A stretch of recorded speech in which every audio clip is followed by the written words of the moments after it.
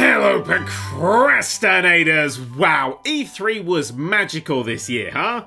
Well, no, but anything that gives me Metroid Dread can't be a bad thing. And by Metroid Dread, I mean the upcoming Switch game, and not that horrible feeling that slowly seeped under my skin while playing Other M.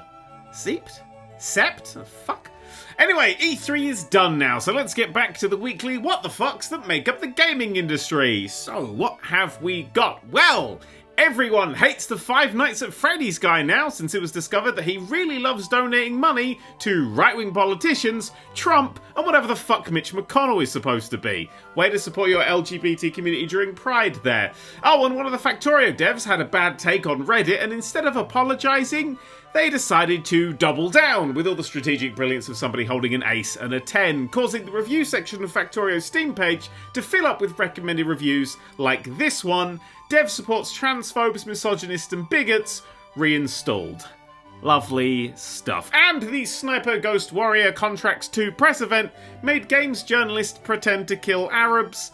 I'm just going to link that story down below. Just read that one. It's a wild fucking ride. I always forget this post-E3 time is when the shit comes out. All the things that games companies snuck out during the shadow of E3 creep to the forefront. Stuff like, Facebook sticking ads in paid VR games, even though they said they wouldn't, the cheeky little fucks. But don't worry, they're tailored to you via your mandatory Facebook account that you need to play Oculus games. You know, the one they said that you wouldn't need. Did you know that if you delete your Facebook account, you lose all your Oculus games? Fun! Next up is Back 4 Blood, which requires an always online internet connection. Do you want to play a single player game with bots? Then let's hope your internet connection doesn't fuck up, or there's no server maintenance, or you'll be booted back to the start.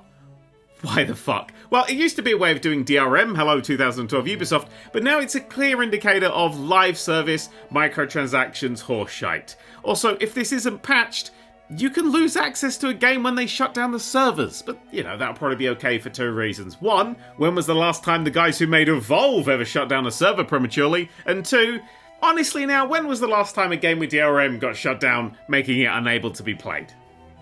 Just let's be truthful. Anyway, earlier this month, Ubisoft shut down the servers of Might and Magic X, making it unable to be played. Due to some DLC online checks that can no longer work, if you have certain DLC, you'll never actually be able to progress through the game. You'll stop at Act 1. And brilliantly, not only is the game still for sale, but it's currently 75% off to really bring in the punters to a game that literally right now doesn't fucking work. Marvellous, but that doesn't even come close to the fuckery that Square Enix pushed on its last remaining Marvel Avengers fans with the latest update.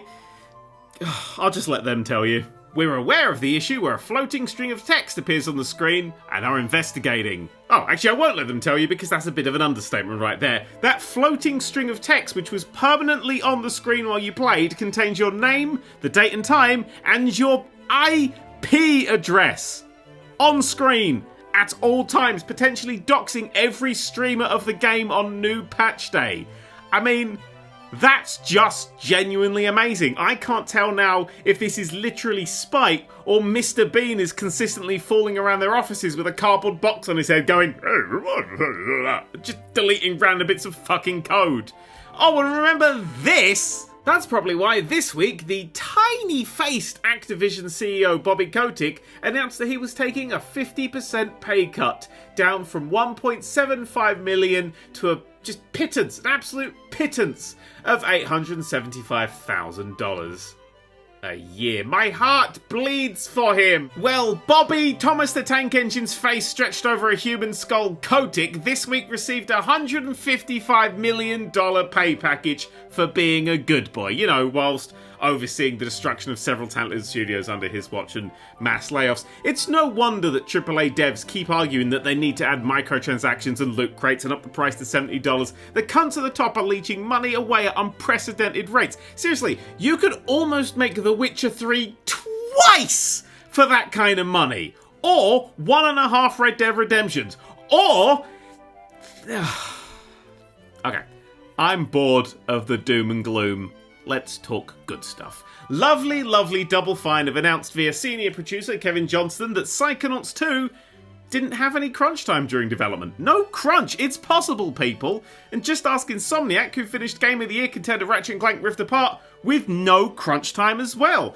I think we're genuinely seeing positive change in the industry. Awesome stuff. We got the first very, very early look at the upcoming AEW game, and it's looking pretty good. Not hyper-realistic like WWE games have been, a little more action figure-y, but it seems to have a decent weight and speed about it. It's also being developed by Ukes, whose CV includes, well, basically every single WWE game since the PS1. Does a modern retake of Just Bring It or Here Comes the Pain interest anyone? Oh, it's everyone? Good, because that'll be out at some point, I'm assuming next year. Oh, have you seen Playdate? I think I've talked about it. It's a tiny black and white screened, low res, no backlight handheld with big fucking screws on its face and a crank for analog input. It's $179, pre-orders start in July, and I think I genuinely love it. Genuinely love it. It's chunky and hipstery and entirely aimed at wankers, and I think I'm that kind of wanker. I think it's aiming at me. It's only got exclusives, and when you buy it, you get 24 free games, with 2 releasing every week. I assume after that it will sell these seasons of games separately, and, well, Lucas Pope is working on one of those games for the future. You know, Obra Dinn, Papers, Please. That Lucas Pope. He's making a game for it called Mars After Midnight, which uses the little crank to open and close a shutter on an alien street. This thing has original Nintendo DS energy for me, and they're even making an in-browser game development tool for it with little to no coding knowledge needed. And it's got a dock, which has like stereo speakers and a fucking pen holder in it. Look, I don't think this thing has mainstream appeal at all, but it has me appeal. And that is all I really fucking care about. And finally, and probably most lovely of all, Sonic has had his 30th anniversary this week, which not only gave us the bizarre and quietly brilliant Sonic DLC for Minecraft, it's also given us 2 fucking amazing freebies that you should take advantage of right now. First is Sonic Mania. Yeah, Sonic Mania. The whole base game of Sonic Mania is free until the 1st of July on the Epic Games Store. The best Sonic game is currently free. That's how you celebrate a fucking anniversary. And on top of that, the wonderful Sonic 30th Anniversary Symphony is available for free online, just on the YouTube. Go give it a watch. It's got orchestral versions of various Sonic music. Look, Scrap Brain Zone with an orchestra is something I didn't know my soul needed until today. Happy birthday, you zoomy blue boy.